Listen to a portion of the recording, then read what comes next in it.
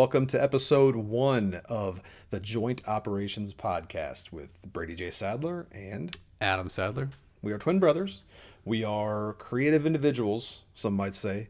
And Sometimes. Sometimes. And this is a podcast to satisfy our need to talk about creative endeavors and just chat and cover cool projects that either we're working on or we're just enjoying. Yeah, we both like listening to podcasts, and sometimes I just can't find a podcast that's talking about the things I want to listen to at the time. So we figured, why not just do our own podcast and talk about whatever we want to talk about? Yeah, we had a lot of discussions about like what a good podcast would be. I think we've been talking about this for years. Yeah, I just meant like recently it's been like, what's a good focus on a podcast? Because a focus, podcasts need to have a focus. Where like we could either focus on like joint pain, our back's hurting, get surgeries. That we weren't always using this name. This name was not always on the board, so we don't need to talk actually about focus smoking, on joint smoking operations. joints. And this was actually inspired by a new game coming out that got us excited, and we thought about maybe doing a whole YouTube channel about like battle reports or something for this new edition of Warhammer 40K Kill Team. Yeah, which is why I thought it was appropriate to have our first episode be called 40Krazy with a K, like 40K. And even more appropriate to call the podcast Joint Operations, because that is something they added to this new edition, which is co-op and solo play, which is something that I really wanted in Kill Team for years. Yeah, which we'll talk about in our tabletop segment, because we're gonna do tabletop. We'll do a little video games, and we'll talk about our projects, and we'll cover that in more detail. But yeah, it is a good topic to cover about the name of the podcast, because it is inspired by that, and it's very timely because that's the 41st millennia. We're in our 41st millennia because we just turned 41. That's the same thing. We're 40, millennials, 41-year-old millennials, 41st millennials. So yeah, it's very timely, so it's appropriate. That's where the name came from. But yeah, we'll do a little introduction, I guess. This is our first time together, So it's not our first time together. It's our first. This is the listeners' first time with us. That's what I mean. That's what I mean. I see what you mean. I'm not just talking to you. I'm talking to other people out there. You're the only one I see. I'll go first because I'm always the second player. So second players go first, right?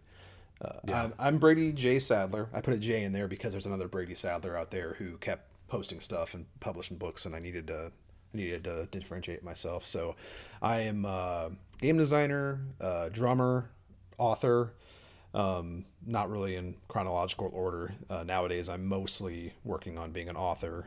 Got a few books out. Got a book coming out pretty soon, which I'll talk about more toward the end of the episode. But yeah, that's kind of who I am, and I'm joined here with this guy that looks kind of like me. Adam Sadler. I have a name very similar to a famous actor that I get confused with a lot. But I am also a game designer. I've been a game designer for probably about 12 years now, tabletop games. Back when Brady and I both worked at Fantasy Flight Games, getting our start in games. But we've been doing that freelance for many years together. Since then, I've also been a software developer. I went to boot camp, learned some software development, worked as an iOS developer up until recently.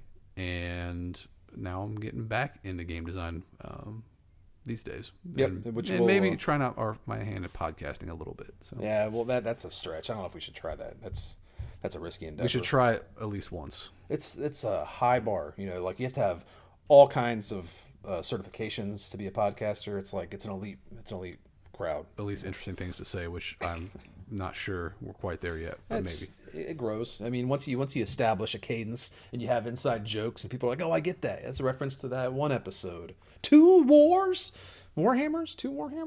That's a show quote. We have a lot of those. Yeah. Anyway, so yeah, that's kind of who we are. And we're going to talk about stuff that we do, but also stuff that we enjoy, which hopefully is a lot of stuff that people listening might enjoy as well. If they come to us because, hey, they have a podcast called Joint Operations, and that's a game mode, and Kill Team. That's awesome, but with a lot of other stuff. Well, it might be confusing because my wife was confused what it meant. So, and my daughter just like, what does that even mean? That's going to work in our favor. Operations They're going to have to be on people's joints. Yeah, we got to listen to this. We got to find out what it's all about. So let's. I guess we're going to start off with tabletop games, huh? Tabletop games. We've done tabletop games before. We've designed some tabletop games. How many games have you designed? I honestly, people ask me that, and I don't know. We have. If you can go to my Board Game Geek page and see history of games, but it lists all expansions and stuff too, so it's hard to say. I do know where it started. I think my very first game design was back in 2009. I think I worked at Mega Brands, and I was designing a game for Halo Wars. It was a video game we had a license for, and they needed a game design. And I played board games at the time. I played Warhammer and stuff, and so I said, "Yeah, I can design that." That was with the legendary Tom Mason, Yes, wasn't it? Tom Mason was my manager. Tom and him and I were tasked with designing this game, which I was in college at the time, had no real interest in being a game designer, but we put together a game. It turned out being rethemed to the Avatar movie. Oh yeah. So I don't know if it's still available, but I have a copy. It was a co-op game, very very basic. But that was my first attempt at game design, and that kind of led to both Brady and I working at Fantasy Flight Games up in Minnesota. Yeah, that was one of the biggest publishers at the time. That was a weird transition because I mean we did some stuff there. I mean you did Descent Second Edition, which is a big deal, and we could probably discuss that in another episode. But I think for this episode, I think it'd be really important to at least touch on one of our first collaborative projects was the Warhammer Quest Adventure card game, at least collaborative project in the tabletop world. Yeah, that was actually right after we left, at least right after I left FFG and moved back to Indiana. I stayed in contact with the CEO there and pitched an idea for a card game based off Warhammer Quest, which is one of my favorite games in the Warhammer catalog. I loved that 1997 version, or 1986, 1997. 90s. I was for the 90s version of Warhammer Quest. I believe it's 96. Which was like, if anybody's not familiar with Warhammer Quest, they might be familiar with the cousin, the Hero Quest, which is like sort of the licensed American version, like kind of the junior version. Yeah, Warhammer. GW provided the miniatures for that one, and it had the look of Warhammer. But yeah, Warhammer Quest was cooperative role playing dungeon crawl game. It was an awesome box back in the 90s. I loved it. Yeah. Trying to distill that down to just a short card game experience was an interesting project, especially for like our first. And it had a warrior priest on the cover. Warrior priests are like my favorite characters in Warhammer. It's so cool to actually put that on the cover. Yeah, it's really weird they didn't put a halfling on the cover. Nobody likes. I don't know if anybody knows Brady, but he's obsessed with halflings, and the obsession, the quote unquote obsession, might go away if it was more common to just include that kind of stuff, like have a halfling. It's common in certain, like the new Critical Role show. It's getting actually better. they're gnomes. They're mostly I'll take a gnome. Yeah. I like the underdogs. Yeah, but Warhammer Quest, the adventure card game, was a kind of a dream project for me just because of the IP alone. But it was an interesting learning process for us. That was our first game together, like a published game that we designed together, but also our first freelance game. So we were designing it in the evenings with our full-time jobs, and we both had babies at the time, so young toddlers to take care of. Yeah, and it was kind of stressful because we had no idea what that process looked like how you should start designing a game, because a lot of our experience up to that point was just jotting notes down and making lists of things that we want, and this was also before Tabletop Simulator, which is a popular application that people use to test out board game prototypes a lot easier these days because you don't have to print stuff out.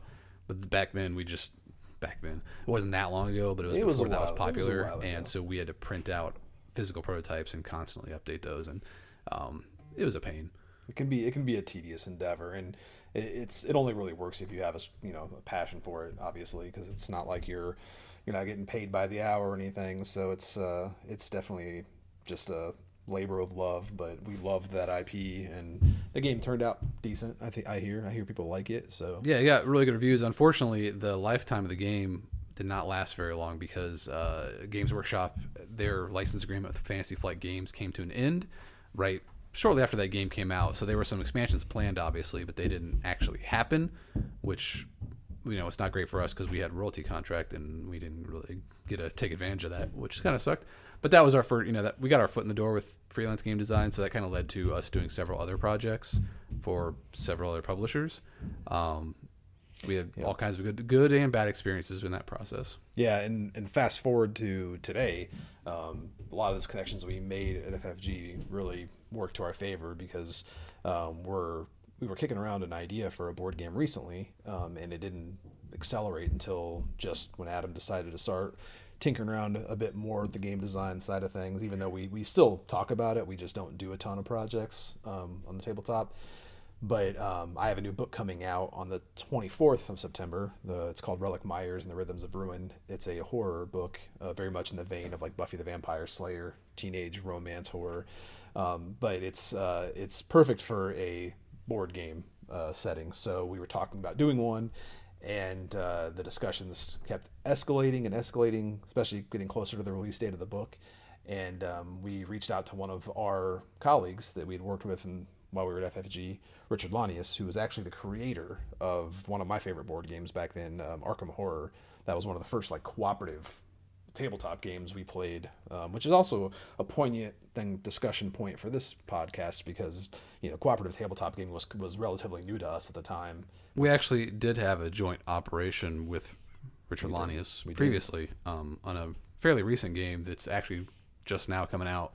Now, to be clear, we didn't operate on his joints, but we did join together and do an operation on a superhero board game. Superheroes, yeah. Freedom 5, which was a very successful Kickstarter, and I think it's delivering relatively soon. But yeah, the product looks ridiculous. Yeah, Richard's a great guy. We're excited to work with him again, and we'll probably discuss more of that project as it moves along. It's still in the early stages, but luckily we have contacts with publishers to push it along if we get the design where we want it. So, but yeah, it's pretty much I think we're at for tabletop games. I mean, as far as us. I mean, what really got us back into it was we had some experiences in the tabletop industry. We took full-time jobs as game designers at a company called Blacklist Games, which the experience working there led me to want to leave the tabletop industry altogether. Why would that be? And that could be a whole episode in itself, but redacted. Right. But anyway, that pushed me into going into a coding boot camp and learning software development, kind of changing industries altogether. I did that for a couple of years, and that came to an end last week because I was working for a startup and they eliminated my position, so I was laid off. That's kind of a reason why we decided to just start a podcast because I had some free time. Brady wanted to talk about some stuff. It's like, let's just record it. So that kind of that's kind of how this happened. Yeah, and I think the resurgence in the re-inspiration, I should say, for the designing in tabletop, even though we had some sour experiences which made us not as motivated to put a lot of our extra free time and effort into making tabletop games. And I've even played that many, like ever since we stopped making games. I haven't really been that anxious to play board games, which is a shame. It's a big hobby of mine. And I also should mention that one of the reasons why we were motivated to do games again was because a publisher called Steamforged Games, they actually bought several of our games from Blacklist because they were not fulfilled. These games that were just never happened. Some were manufactured, some weren't delivered. So Steamforged came in and bought those rights to like Alter Quest and Street Masters most recently, and they did a Kickstarter for Street Masters to do like a kind of like a reprint, like a reboot of it. It did pretty well. They involved us with it, which was nice of them. It was a great experience, and we're looking forward to working with them again on future projects because it's been great so far. And that kind of got us back into the mindset. Like maybe we actually do enjoy doing this with the right kind of people. So yeah, it was like an incremental thing because when that happened, that was a little push in the right direction. And then over like just recently, I think it was like the last week or two, coming back to the name of this episode, one of our favorite skirmish games we play together, Warhammer 40K Kill Team. Which, for those who don't know, Adam, you can give a brief overview of what Kill Team is as a product. It is a skirmish game. You have a team of, like 8 to 12, miniatures per side. So you have your own faction. And it's set in the Warhammer universe. So Warhammer 40K is a big tabletop war game where you collect big armies and fight each other, which, we grew up doing that, and I love war games. But nowadays, I much prefer skirmish games where you just have a handful of figures and models you paint up to fight each other. And I always like skirmish games. I like the short play time. You can easily paint up 10 guys in your free time to get ready for the game. But even more so, I've always liked cooperative games. Brady and I have played cooperative games our whole lives. But there's not a lot of co-op skirmish games out there. There's a lot of more miniatures agnostic war game books and things like that, skirmish books. But I like the big products that Games Workshop does. Yeah, the extra production put in, and that's why sometimes I kind of get, I guess, annoyed is a good word, that the Games Workshop doesn't have a lot more cooperative and solo games, and they have in the past. They've done some. A lot of times they're board games. Like Yeah, they don't yeah. have like they don't. A lot of times they're not. They have their big IP games like Warhammer, Warhammer 40K, and now Age of Sigmar and stuff. But they don't have like solo co-op rules for their war games, which I think they should, because like people like me, I love painting up models and playing war games, but I don't always have opponents available to play. Or maybe Brady doesn't like to play against me. He wants to play with me, so we each split an army up and fight an AI opponent, which I think is pretty easy to do in a war game because Yeah. you just have a list of, you know. And there are some that do it. I mean, there are like some relatively popular, indie skirmish games that are leaning into solo and co-op, and it's becoming more prevalent in just in the tabletop world in general. And I think with even with the pandemic, that was a big kick in the pants for cooperative and solo gaming, because people were shut down and locked in their houses, so that they still wanted to play games. And I think that really just upped the expectations that people want more solo co-op games, just to be kind of a standard addition to designs, which is great for us, because that's where we design. That's how our design philosophy starts, with a solo game that can be played cooperatively. So it was kind of a natural thing for us, and I'm glad to see that now that's leaking into the Games Workshop, because the new edition of Warhammer 40K Kill Team is going to have solo and cooperative joint operations included in it, which is awesome. It's like a full circle thing Now, for us. So. And that's all. There's I can go on and on about everything I think that sounds cool about this. A lot of people also agree, because I've seen a lot of reception online. People are just really excited about this. I've seen YouTube videos, people talking about this. There's just a lot of excitement about being able to play Kill Team with getting someone new into the game. It's a lot easier to introduce somebody to the game if you're playing with them and teaching them the rules, as opposed to playing against them and trying to teach them the rules at the same time trying to teach them strategy about how to beat you. And we're not super competitive people, but when you're playing a competitive game, you still try to win. And so it can be frustrating when you don't know the rules all the way. So a co-op experience is way more inviting to bring somebody in and say, hey, try this game out with me. We're going to fight these Tyranids. And that's one of the things I love about what I'm hearing about these rules, about the joint operations. There was a whole article about this, about how they work, and they're doing a miniature agnostic thing where they have different categories of miniatures, but you can use whatever miniatures you want to represent those fighters. So, you can use, there's Brawler, for example, is a type of, I think they call them NPOs in that game, non-player operative. And so a Brawler could represent a Tyranid or a Gene Stealer cultist or an Orc. Whatever you have in your collection, you can socket in that role. And I think that's really awesome, because that encourages people to just go and buy whatever 40K miniatures they think look cool. Like, for example, my wife loves the look of Tyranids, but she doesn't necessarily want to know all the rules about how to play them. So it's like, let's just paint some Tyranids up and you can play them, if we can fight them in this game. So.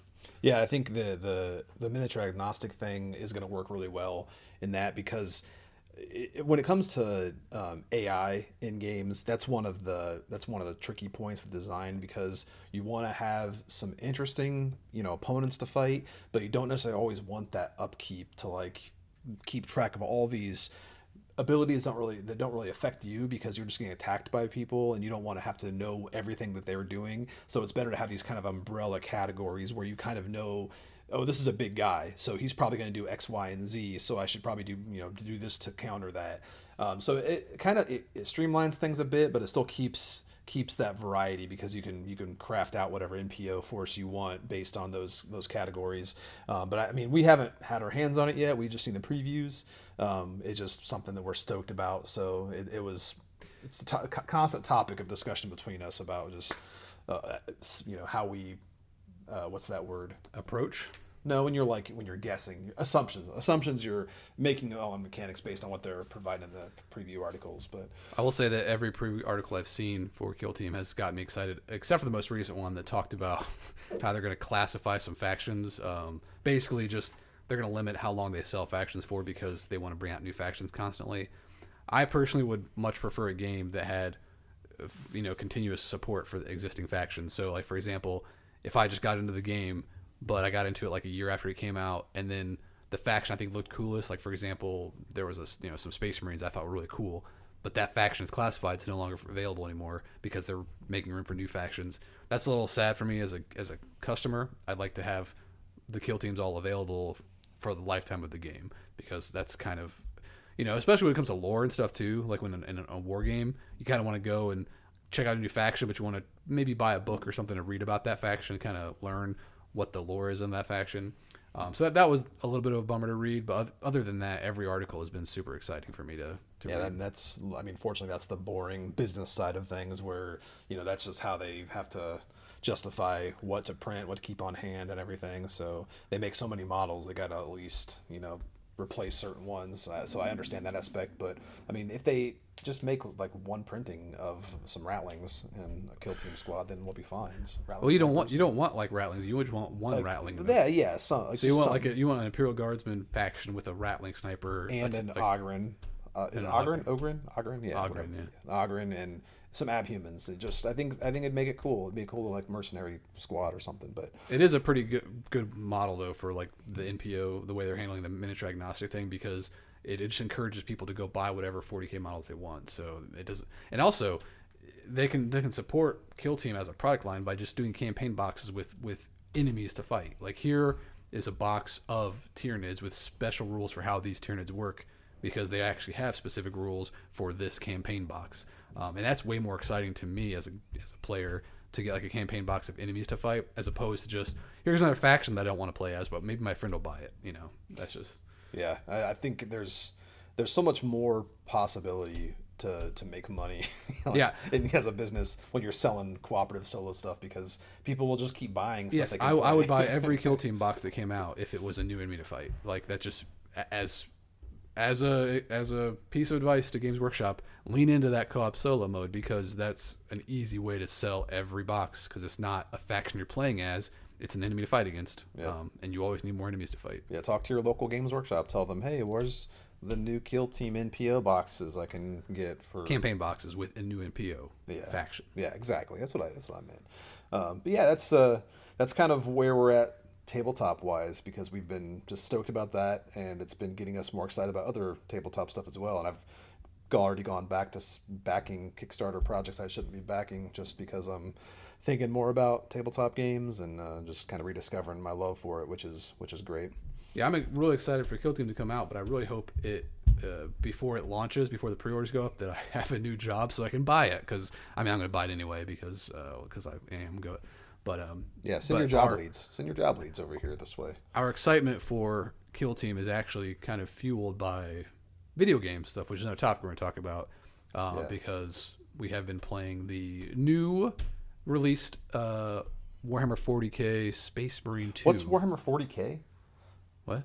What's Warhammer 40? No, I'm joking, because we've been talking about 40K this whole episode. Space Marine 2 by Saber Interactive. They're a video game publisher that previously did World War Z, which we actually played a bit of as well. It's pretty good. Pretty good game. The Space Marine 2 has been a blast, and I think it's getting rave reviews right now. It actually doesn't launch until the 9th. Oh, yeah, so we can't spoil too much. I forgot. Well, we're not going to talk about campaign details anyway, but we did just beat the campaign this morning, or this afternoon, after lunch, I think. Yeah, it was pretty good experience, and I think this is a... I should mention, the reason why is because we pre-ordered it with the special edition, so we got early access to the game back on the 5th, I think it was. Yeah, yep. Yeah, I think it's a good point too, because relating to this podcast in general, the cooperative gaming and enjoying media together, I think this game is an amazing example of how to do good cooperative campaign gameplay, because there's a lot of games where it's a single player game and you're experiencing it through other AI characters that your main character, your protagonist, is talking to, which is fine because you need to have some dialogue and everything. But this game is structured, and it's a 3-player cooperative campaign where you have a squad, Titus and his 2 buddies, which I forget their names all the time. It's like Gadriel and Carrion or something. Carrion? No. But yeah, so if you're playing single player, those companions are just going to be AIs that helps you. But if you're playing Chiron. Chiron, yeah, if you're playing cooperatively, then it's like you're all engaged in the story because you're all these characters in the story, and it's, I mean, it's a subtle thing because of some, there's many games that do this, but I've played a lot of games recently of trying to play solo games, single player games, which I don't really enjoy usually when it comes to video games. Yeah, ironically enough, I play more single player tabletop games than single player video games. But when trying to play through a single player game and there's other characters that could be controlled by humans and make it a cooperative campaign, it always makes me a little sour. It's hard for me to enjoy fully because I just always want to play a co-op, and this one delivered completely. It was a great cooperative campaign. Yeah, it always kind of bugged me in the first Space Marine game. I played through that and I enjoyed it, but the whole time I was like, I got all these Space Marines following me around. Why can't someone else just control one of these guys for me and help me out? It's a lot of extra development work on the game. But yeah, luckily I think since Saber had so much experience with World War Z, how they structured that game, it was easy for them to just, okay, let's just do this cooperatively. And the way they use their swarm mechanic, or the swarm AI they have for the Tyranids in that game, is pretty awesome. Like, there's just so many scenes in that game where you're just like getting swarmed with this giant army of Tyranids, and everything you see on the game is actually an AI enemy coming at you. It's not just like, part of the background or something. You can actually shoot them. And there were several times where there were those pyramids of Tyranids, like climbing up a wall, and I thought that if I shot it, it was just, I'm shooting scenery because of how far away they were, and it was just a bunch of them. But like, if I zoomed in my scope and I could see that every time I shot, it was like knocking one guy away, and it was like weakening the pyramid. It's so cool how interactive that the epic landscape is, because the visuals in that game are just immense, the architecture and everything. The other cool thing about that game is it was supposed to come out like last year and it got delayed, and I was thinking to myself, or I was telling Brady, that I hope the reason this is getting delayed because they're going to add like some kind of a co-op mode on top of the campaign, which, funny enough, when it was announced a few months ago with the new multiplayer feature, they have co-op operations, which is a really cool feature where these little missions that happen on the side of the campaign, the different characters are playing. So you can actually experience, some other squad, what the other squads are doing during this campaign. But the co-op operations are kind of like their live service aspect of this game, where they have these individual missions you can play through, and they've already said they're going to add to these in the future with content updates, and they've even said new enemies. I'm not really sure what this means yet, but I would have to hope that this means they're going to bring in new enemy types. Like, we're going to maybe see some orc enemies, or even some Eldar or something crazy like that. It'd be really cool to be able to fight different enemies in this game, because it'd be weird to say new enemy if it was only just like, here's a new type of Tyranid, like here's a different Tyranid soldier, which is possible, but it'd be cool, but it would not be super as exciting as a whole new faction, because I mean, they would, if you're a Warhammer fan like me, you'd love to see these other enemy factions represented. I mean, honestly, I think the most likely scenario, and I could be corrected on this, but because they have that PvP where you play as the, like, one side plays as the corrupted, what are they, like the Chaos Space Marines? There's a word for that. Traitors. Traitors, Traitor Legions or whatever, the Traitor Chapters, because they have those in the game. And it's not really a spoiler, because if you've seen trailers, you see that you fight some Thousand Suns, I guess they're called, right? The Zinj Space Marines.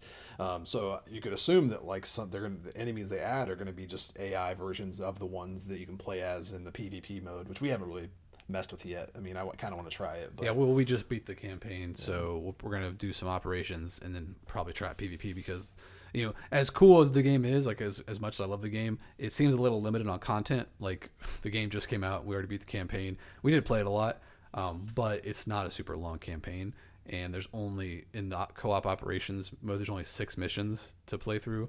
You can obviously replay them a lot, and you have to if you want to unlock all the colors and the appearances and stuff, because you can customize your Space Marine, which is fun too. Yeah, and I haven't had experience yet with the replayability aspect, because I know that was discussed, the limited content, because it only has those 6 missions, but I'd imagine that those are just going to feel, I mean, they're linear missions, so I can understand people being a little frustrated with the replayability.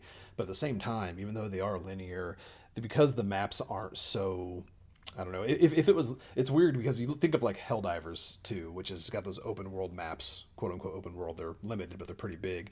But because there's only like 4 or 5 different like looking maps like terrain, it does kind of feel repetitive sometimes. So even though Space Marine 2 is a little more quote unquote linear with the operations, I still feel like the combat is really what's gonna just make you want to keep playing. It's just really fun. It's really satisfying combat. The melee is great, and then I love the parries and the executions and everything. So I'll be curious to see how long it holds up for us. Well, Darktide is Warhammer 40K. Darktide is another 40K game. It's by Fat Shark. It's a first-person, 4-player co-op swarm style game, Which doesn't have a ratling in it, which is weird. They talk about rattlings a lot. I know they mention rattlings, and we know one. Fat Shark, you got to at least throw one rattling in the game, so Brady will shut up about it. Yeah, because I will make this podcast completely about. Also, if Fat Shark's listening, please add an option to play. Fat Shark be listening? Maybe somebody at Fat Shark has a curiosity about what joint operations means, but please consider adding a third-person option, because especially after playing Space Marine, I love Darktide, but I hate playing it first-person. I mean, I in between missions in the hub, you get to run around in third-person. They let you play third-person in the hub, and I can see my cool zealot, and I can buy some skins and actually see them, but I can't actually see them in the mission. Yeah, we could have an entire episode devoted to first-person versus third-person, and I know why first person is so prevalent, just from like a design standpoint, and also I mean it's popular. People like to be immersed. On the other hand, I want to see my protagonist. I want to see who I'm playing as. I want to see the cool whatever costumes I'm putting on them and everything. All those aesthetics. You gotta. I could see everybody's reason about why they think one is better than the other. In my opinion, is just do both. Like just have both. Especially in the example of Darktide, they already have. I mean, like you're not doing combat, but they already have the character in there when you're in the hub. What's the hub called? It's the hub. Oh, it's just called the hub. I mean, and that's the mechanic. I forget what they call it in the Apothecarium. Not the Apothecarium, but it's one of those Imperialis something. I don't know. It's the ship, the base of operations.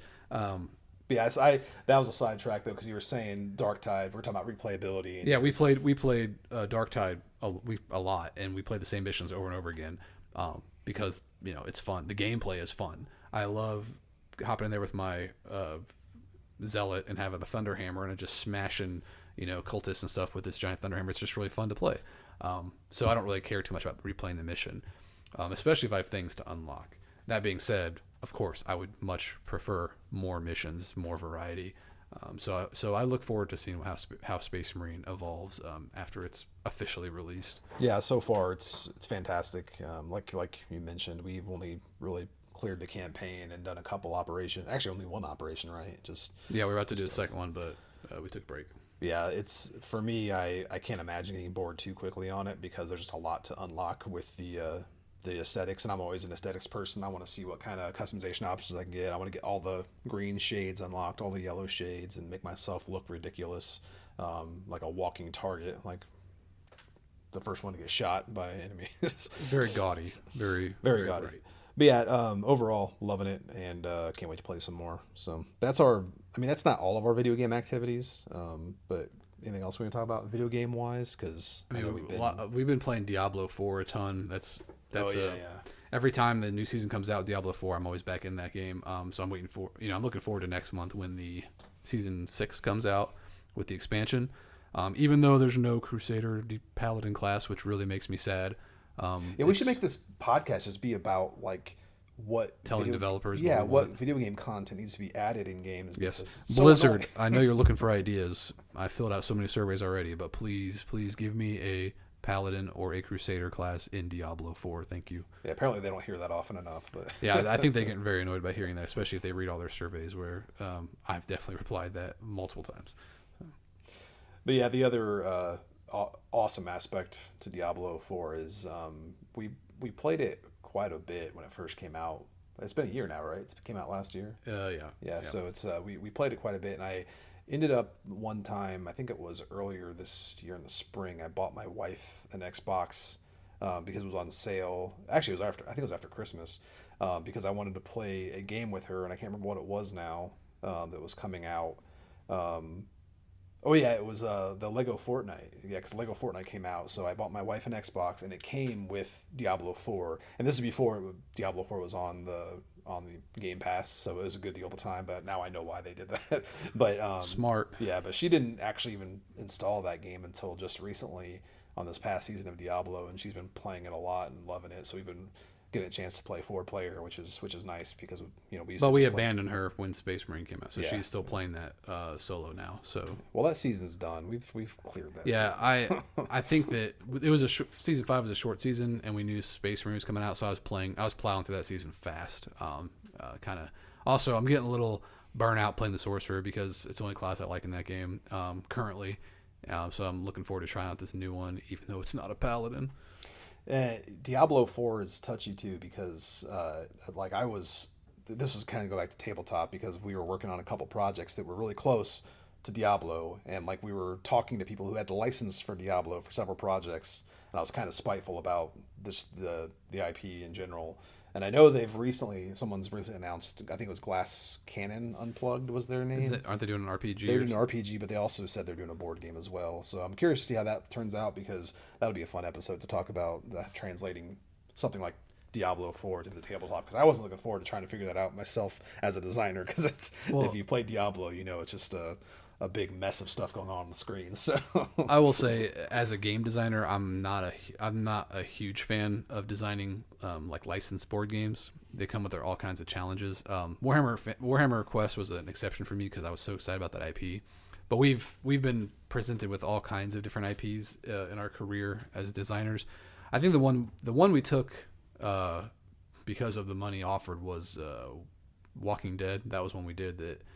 For Cryptozoic. Oh yeah. So that one was interesting, but luckily we weren't working for the publisher, so we were just contracted, so we didn't have to deal with the licensing part of things.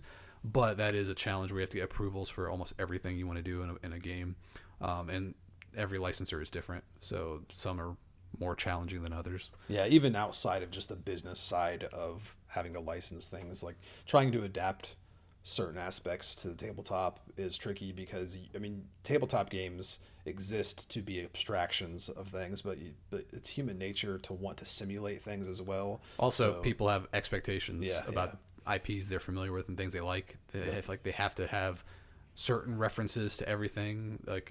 You have to have those inside jokes, or otherwise people get really mad. Yeah, I think when I worked at FFG and I was working on X-Wing, everybody at the studio kept talking about how they had to have like a trench run scenario, and I'm like, just because it's in the movie we have to do that? Because it's like you're just going down the straight line on a tabletop. It's not that fun. Yeah, but you can imagine, take yourself out of a situation and you saw that game come out, you'd be like, why wouldn't they do this? Because it's expected. Yeah. But when you're on the other side and you're creating for something, you have that natural tendency to want to put your own mark on it and not just follow the story, which was what people expect. So it's a back and forth. It's a trade-off. It's recreating things a lot, and that's, I guess, sometimes not that exciting when it's something that maybe you're not as excited about recreating. So. Yeah, but that's been the video game side of things. We've gone the table and screen, which I think is going to be a good structure for some of our discussions, just talking about different tabletop things we're doing and different things on the screen, whether it be video games or even movies, but that could be its own thing. Like Rings of Power. I've been watching that. It's been good. Yeah, but our last segment's going to be kind of the wild card, where it's just something we've been doing lately or something we want to chat about, and we both have different things in our own lives. And I'll start while you think about what you want to talk about. I can tell you right now, my exciting thing. You going to do it first? It's super exciting. I can't wait to talk about it. I've been applying for a lot of jobs. Think of something more exciting, because I'll talk about. I'll think. I'll discuss my last 3 or 4 months, because Whoa, it's a lot. It's not. I can summarize it pretty well, because I had a book release over the summer. Book 2 of my fantasy series, which is called a Hexology. Apparently, it's a 6-book series. I released The Acrid Sky last summer. What's the book series called? The book series is called The Malice of Light, and it is available on Amazon and your local bookstores through all kinds of different online retailers, so you can find it wherever. But I will say I've read the first book, because I tell Brady, your cats are going crazy. You guys hear that cat fight? I told Brady that I only want to read his books when they're done. I don't want to be like a test reader and give him feedback, because I feel like my feedback is not. I don't want to be an editor. Like I want to read I want to read his story, and I'll tell him what I think. So I read The Malice of Light when it was done. The Acrid Sky, which is for book 1 of The Malice of Light. Yeah, that's what I meant. I read the first book of The Malice of Light, The Acrid Sky. And I will say that anybody who wants to read like a D&D adventure, like that's that's kind of fantasy you're going for, that'll be what you're getting. Like you're getting something that feels like it could be straight out of like licensed for D&D. So yeah, I mean, like the Malice of Light exists because we were creating a setting that could be used for a quote unquote generic fantasy setting. Because we both like generic fantasy. We like the D&D tropes. I just wanted to write a story that was, taking itself a little more seriously than some. I mean, that's a broad statement because there's all kinds of different, approaches to writing fantasy. But I just read a lot of D&D fantasy it's just very action oriented, or it's just very, trying to replicate what you experience when you're at the tabletop. But this is more. I'm a big fan of like George R. Martin, and I like political intrigue and lots of point of views. So you get a lot of that as well. But anyway, that's the Malice of Light. But I released part 2 in the summer, which is The Withered Roots. I have not read that one yet. Yeah, that one, it's good. It's a good book. I enjoyed it. I enjoyed writing it. I not enjoy the editing process because my editor, Sarah, made me change a lot, which was, that's the whole point. But anyway, when that was getting ready for release, what I'm trying to get to was in May this year.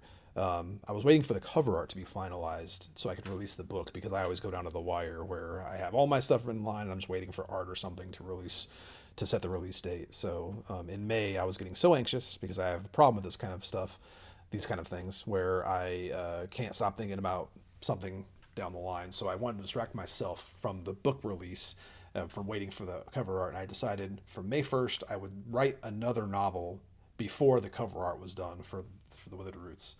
And Adam was kind of encouraging me to explore this concept I had a while ago, because we talked about this probably 2 or 3 years ago, about this book concept of Relic Myers and the Rhythms of Ruin, about a kind of an autobiographical with lots of creative liberties. Look at my. I will say a fantastical autobiography, like basically what you wish your childhood was. Yeah, yeah, it's like a combination of like how you viewed aspects of your childhood mixed with like what you've seen in Hollywood movies and stuff growing up, or shows. So yeah. Anyway, I spent May writing Relic Myers, and I wrote the whole book in 30 days, which I wasn't aiming to do. I wasn't trying to like finish it in a month. I just wanted to finish it before the cover art for The Withered Roots was done. So yeah, Relic Myers is coming out now. I had the editing process done, commissioned a cover and everything over the summer, and I'm now to the point where everything's ready to go. Just waiting for the release date, September 24th coming up. But it's a big deal for me because it's a different series. It's my first horror book. I've written 3 fantasy novels, and I still love fantasy. I still have 4 more Malice of Light books to write, so I'm not giving up on that anytime soon. But excited to start a new series. So I hope some of you check it out, and I'll be happy to answer any questions people might have. By the way, we have a question for our Q&A segment. We have one. We have one question. I was going to say that something like even more impressive that he wrote this book in a month is the fact that I read the book in a week. Because I don't read a lot these days unless it's like a rule book. I read rule books a lot, but for some reason whenever I'm reading like a novel, for some reason it's hard for me to stay awake. Like I guess I'm getting old, Like I guarantee it's an eye thing. I had the same problem. But my vision is great. Yeah, my vision's great too. I have like, what do you call it, 20/30 or whatever's above 20/20. I have two eyes. I know. What? There's 20/20 and there's one rating above that, which is like 20/30 or 20/21. No, it's not that. It's But anyway, I have good vision, but I had that same problem where I'd read a book and I'd like dozing off, and but I have glasses now and I can read all day. Yeah, but you look stupid. I look dumb, but I don't want to look stupid. But I don't feel like I have any other issues with sight or whatever. But like for some, I did when I painted miniatures. I could. Yeah, see, I can. That's the thing. I paint tiny miniatures and I can see just fine. Well, maybe you have super duper eyes, but they just don't. Maybe I'm just a boring person or a person that gets bored reading. It is impressive though. But anyway, what I was going to say was I read it. I read The Malice of Light. Sorry, I read The Acrid Sky. Over the course of like a month, I think it was, because I was reading like a chapter a day. I mean, I read a chapter with coffee and then I play video games because I didn't want to I wanted to make sure I remembered what I read. Because sometimes I can just space out what I'm reading if I read too much. So I read a chapter a day to get through it and made sure I read it all. But with Relic Myers, I was going to do the same thing, but I ended up reading like multiple chapters a day because it is just an easy read. And also it's different. It's different, but it's familiar because it's a different kind of story, because I'm used to reading fantasy, obviously.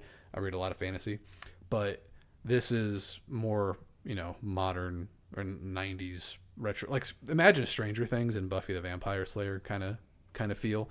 But it also, since Brady wrote it from like his childhood memories, obviously I shared a lot of those memories, so like it's kind of nostalgic for me, like reading this stuff that I could totally imagine why he's writing that. So it's almost like a joint operation.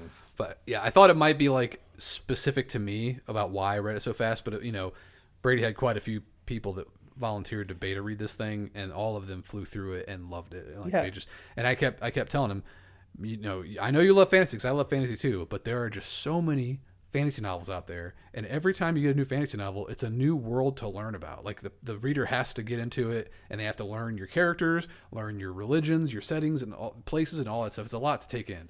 But when you're writing something from based in the real world, people have a lot of foundational knowledge about that, and they can get right into the story.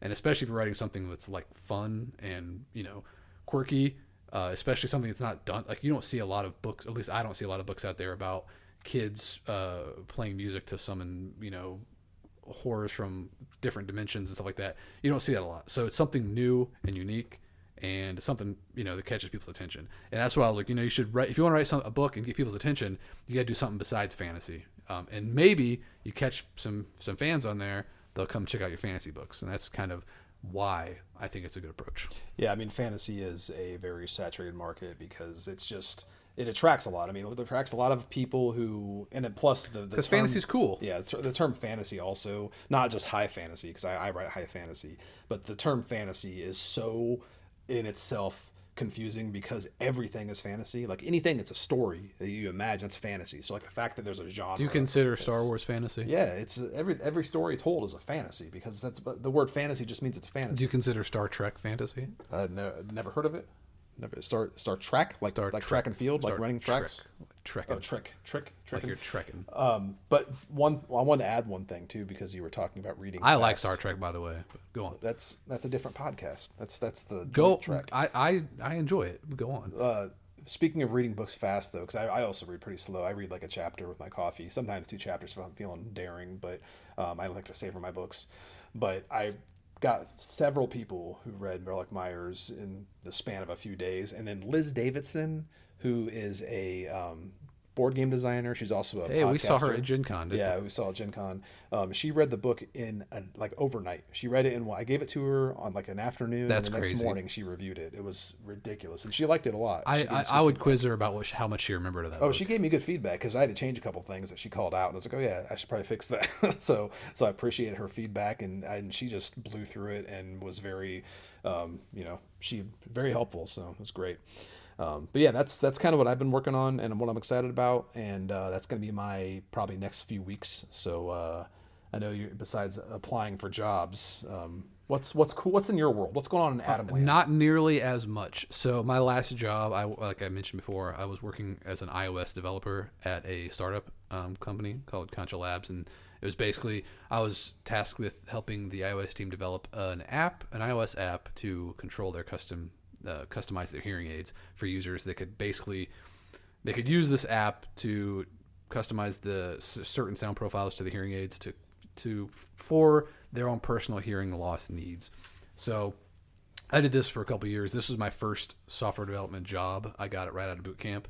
I got very lucky getting this job, and I learned a lot, but I was working pretty hard, and I was making pretty decent money, so I didn't want to do a bunch of freelance work. So Brady and I took kind of a hiatus. I think that's why Brady was writing more books, is because we weren't doing much game design. Gotta do something. Brady has way more creative energy than I do. Like when we do creative projects, we collaborate, stuff like that. But usually I'm more of a project manager. Like I have ideas and I help, but Brady's just nonstop. So if I'm not there to work on something, he has to do something. So he's been pretty much writing books, and that's kind of what also led to us doing this podcast, is because something else he wanted to work on, and he could talk about what he's working on and share it with people, which is podcasts are a good way to do that. But yeah, I was pretty much for a couple of years just working. Pretty much that's what I was doing. I was painting miniatures. We played some campaign games on the weekends. We played Necromunda. We started a Frostgrave campaign with a couple buddies of ours.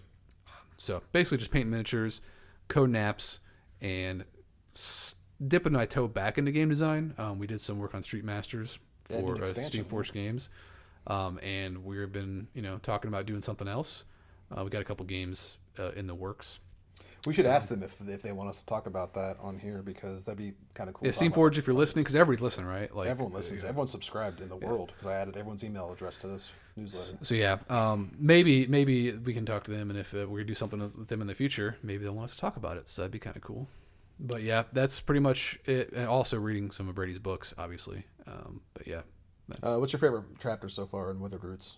6. 6 is good. 6 is a good one. I haven't started reading that one yet, because he gave it to me when I was just finished reading Relic Myers. I'm like, dude, I just finished this, and I was gonna start it a couple weeks ago, but then I got busy at work, and then I got laid off, and I was too depressed to read, so I decided to just talk about stuff instead. That's what books are for, though, man. When you're depressed, you just pick up a book. I gotta. If I'm not doing stuff to find it, to work towards the next job, I feel like I'm slacking. So I gotta keep that my focus right now.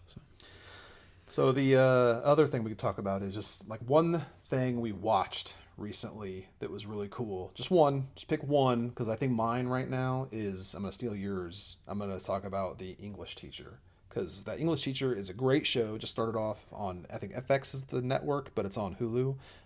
It's got Brian Alvarez. God, he's hilarious. If you don't, he's 5'7". If you don't follow him on Instagram, you definitely. His wife thinks he's 5'9", but he's 5'7". Don't ask him about his height in front of his wife, because she don't know. Yeah, if you haven't yet, check out his Instagram, because he's funny. But the show is great. It's a really cool comedy. It's lighthearted enough to just be an easy watch before you go to bed or something. And it covers some heavy topics, but the way it does it is interesting, because it just kind of shows how it doesn't really seem to take a side. It just it just says, hey, this is a tough topic. It's pretty much saying that this is not an easy topic, and no one has the answers, and both sides kind of blow things out of proportion. And it's not trying to fix anything, and it's not trying to like convince you of something, but it handles those tough things in an interesting way. And it was very, very much what I needed at the time. So I advise checking it out. It's cool. I did watch that just out of curiosity, and I enjoyed the first couple episodes as well. But I think what I've been excited about lately is the second season of Rings of Power. It's good. I know that some people were just like really upset about the first season, especially people that are like, oh, this is not based off the books exactly how the books are written. Whatever. Like I personally don't care. Like I grew up with Lord of the Rings. I love Lord of the Rings. We took a Tolkien class in college, so I actually read the Silmarillion. I couldn't tell you anything about it anymore, but I know I had to read some of it. But I really love seeing different aspects of Middle Earth, especially in this second season. It's so many cool things you just haven't seen before, and it's like the production is crazy good. Like everything looks awesome. Getting to see like Numenor, because that's like the big fallen city that gets referenced all the time, but you never see it, and this time you get to see it. It's just I'm not the biggest fan of some of the elf haircuts, but other than that, like I think Elrond, the guy who plays Elrond, is great. I like him. Who's the guy? Is it the High King? It's not Thranduil, is it? The guy that has I think that was from The Hobbit. Yeah, the High King in this one, he's the dark hair, and he's with the no sideburns. Yeah, the actor is great. He's in. Is it Ben something? I'll have to look it up, but yeah, he was in something else, a movie I saw recently, and I was like, he's a good actor. I don't like the lack of sideburns there. Yeah, well, I mean, he's an elf, so I know, but they're cut up really high, and it just looks, it throws me off. But good season. It's so far it's been great, and I recommend it. If you haven't watched Rings of Power, give it a shot, and go in with the mindset of this is some cool stories from Middle Earth. Just a cool story that before the time of Lord of the Rings, which is always something I was always curious about when I was younger watching Lord of the Rings. I always wanted to know more about these Rings of Power. Yeah, it's good. I'm only one episode behind so far, but it's really cool. So, with that, we should probably just cover this really quick Q&A section. Hopefully, I'm actually surprised we have a Q&A section right now. Well, hopefully, in the future, once we have some listeners, we'll have. Was it Mom just asking what we're doing today? Mom doesn't even reply to my text. So this is from Steve from the One Stop. Let me get this right. The One Stop Co-op Guild, I believe. It's like One Stop Co-op Shop. That podcast. That's the podcast. But there's a YouTube channel as well. I think they differentiated those two. But I'm on the Discord for the One Stop co-op, or it's just called the Co-op Guild. But yeah, anyway, Steve, awesome guy. He does some really great live streams of. He did Street Masters recently, but he does a lot of co-op games. Really good channel. Check it out.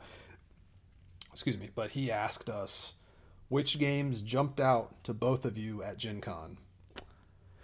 If you don't know, I can go answer. I have a strange answer because it's not like I bought one game at Gen Con this year because I didn't go to buy stuff this year. I kind of went because we hadn't been in a while, and we had friends coming from. Yeah, we had a meeting, but we had friends coming from Canada with us to visit, and so we were just going to go just for fun. But I came across the new edition of Talisman, and I was just checking it out because I was, it's a game we played back in the day, as one of those old games we got into. But this new version had an expansion that had co-op play, and I was like, oh wow, co-op Talisman, we gotta check that out. So I bought that at Gen Con just because a collector's item. But we busted that out when we got home and played it with our buddies, and it's pretty cool. It was a pretty cool little co-op mode. I hope they do more of that in the future because it's Talisman is more fun co-op. Yeah, I think it was missing that for sure. So I like adventure games, and it's definitely not like a crunchy game. It's just bust it out. It's what they call a beer and pretzels game. You just bust it out and roll some dice and see what happens. You draw some cards, and I got a sword. I came across a bear. And don't bring any beer and pretzels though, because if you bring that near Adam's game table, he gets upset. Yeah, just ignore the coasters around my table because they're not supposed to be used. Just don't bring beverages. I got a few. I think I'll limit to a few because there were some that got me excited, but I only picked up a couple. So I'll mention the Arkham Horror RPG, and I think the box set was called the Swallowing Abyss or something the Abyss. I forget, but it's a starter set. And one of our buddies, Sam Stewart, was I think he's like the project manager for that, or probably lead designer or something. He's had a big hand in it, but awesome production. I love Arkham Horror. I've been in a horror mood lately, so we picked that up and ran through the first half of it, I think, with our Canadian buddies, Scott and Mitch. So that was pretty fun. Cool product. Looking forward to the core book coming out. I picked up David Thompson's one of his new designs. He had two there. Before you get into David Thompson's game, the Arkham Horror RPG is the one we played that night. Yeah. And that was pretty fun. That's a cool little starter box. I would recommend it. Yeah, it's a really cool production too. Like it just looks cool, has cool components, and overall just. I was gonna tell you to move your mouse. Yeah, my screen keeps going. I'll have to change the settings on that. But yeah, back to David Thompson, a buddy of ours. We've actually known him for a while. Really nice dude. Does a lot of cool war games. He works a lot with Osprey, who did him and Trevor Benjamin designed Undaunted, which I think the first one was Undaunted Normandy. Great game. Or no, yeah. Undaunted Normandy, because I have the Undaunted Stalingrad as well, and I have the reinforcements box for that. It's great. But he had a new one coming out, the Callisto. I think it was Undaunted. There was a date on it. I forget the date, but it's Callisto, I believe. The subtitle of the game is. It's like a sci-fi version of Undaunted, and looks really awesome. Haven't got a chance to play too much of it yet. I've been reading the rules since I got it, but my daughter loves that system, so I'm sure we're gonna enjoy it. Amazing production though. And then also the new Richard Lanius one I didn't get to pick it up because it's not available yet, but they were previewing it, and I've got a chance to play it at I forget the last time I saw him. Maybe it was at Grand Con last year or something. But Defenders of the Realm, the new Defenders of the Realm edition, which I think is a second edition now. I forget. But I still remember back when I first moved to Minnesota when I was working at FFG, and we got that game, and I had nothing in my apartment. I had no furniture or whatever except for the little table, and we busted that game out. I think we played it 5 times in a row until we finally beat it. That's just a weird memory I have. That's one of the few memories I have of that apartment in Minnesota. Yeah, for some reason back then, I feel like there wasn't a ton of cooperative games to choose from. Well, that was also a big box one. It was fantasy, and that's cool. Yeah, it was like the quote unquote generic fantasy that people can use as like a bad term, but I think it's great. Was that also the game that had the Comic Sans font? Yeah. Apparently the Comic Sans font was featured heavily on the board, but they kind of poked fun at that with their expansion when they had the Karmic Sands location. But yeah, that game's gonna be cool. It's gonna be on, I think it's either GameFound or Kickstarter, hopefully later this year, but looking forward to that as well. So So, Steve, those are some of the games we were stoked about at Gen Con. We checked out. So, On that topic, if anybody's listening to this podcast and you're not, what's the best place? They like the Facebook page, because that's where they can go. The Facebook page. There's a website which is not www. It's just jointoperationspodcast.com. That's. I hope that's not the one that you just showed me today, because no, the one I sent you was jointoperation.com. I know, but I'm just saying, like, the layout. I don't want people going there. Well, it has the links though. That's all that matters. It's hideous. It'll be. If you can't find it, by the time this launches, I can fix it. If you can't find it, it's because I told Brady to deactivate it because it was so ugly. But it gets the job done. The point was that if you are listening to this and you want to ask us any questions or like send us topics for discussion, that's the best place to do it. The Facebook page, feel free to leave comments there, and if you have questions, we'll answer them. If you have topics to discuss, we'll consider them, because we'll see how often we do this, because really it's a matter of if people are interested. It's weekly. It's going to be weekly.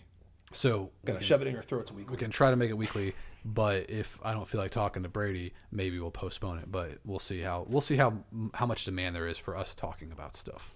Cool. All right. Well, we'll watch out for our request for questions on our Facebook page, and we'll see you next time. Yeah. Thanks for listening. And stick together.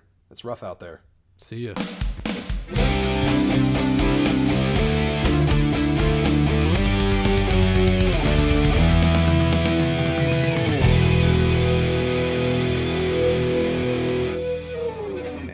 Is a tasty little cut. Do you think we should have mentioned that we wrote it and performed it? Yeah, I mean, if it's not obvious, then I don't know. I guess they'll figure it out.